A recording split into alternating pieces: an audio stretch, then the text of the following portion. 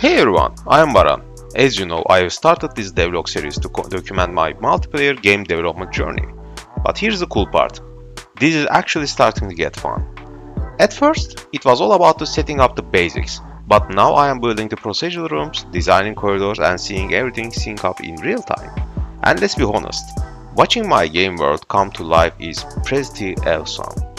Today, we are tackling a fundamental part of the game, rooms and corridors.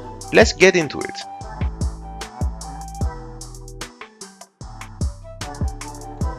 Alright, so before jumping into the deep end, I needed a simple test room. You know, something that wouldn't explode the moment I run the game. Baby steps. To achieve this, I designed a basic grid 3D based test room. It serves as a foundation for all future rooms, meaning I can just copy and paste. Intelligently reuse the design. It connects to a fixed corridor, but spans in different shapes every session, so no two games feel the same. Basically, it's like a haunted Tetris game, where the pieces keep changing, and I am the player who has no idea what's coming next.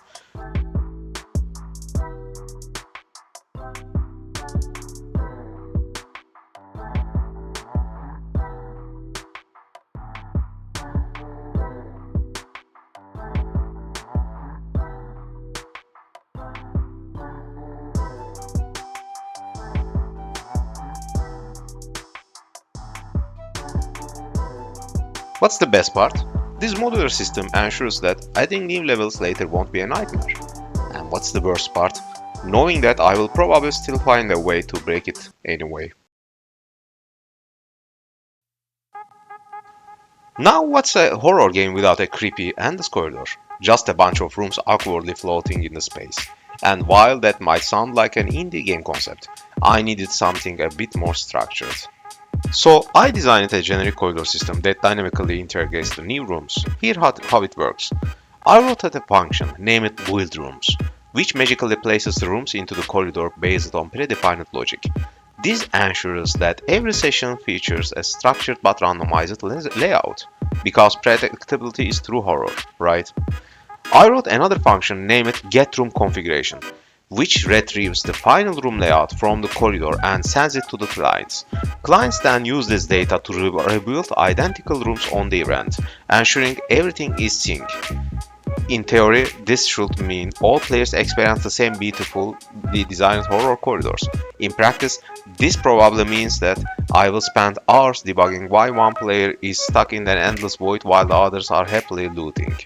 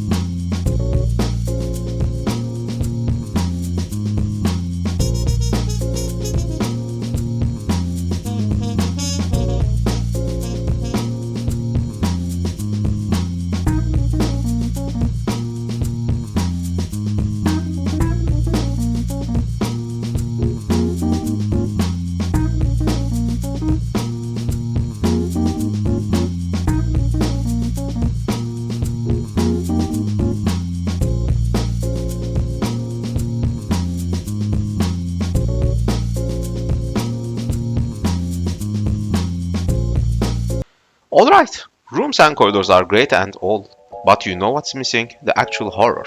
Right now, this is more like a haunted hotel lobby where nothing bad happens yet. So here's what's next. Introducing core horror mechanics, which means adding new elements that will make players go, nope, I'm out here.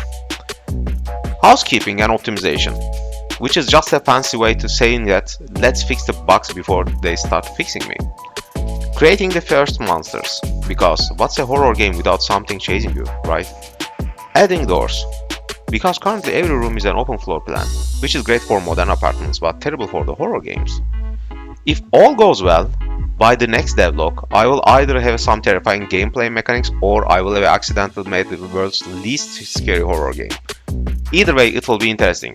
Stay tuned!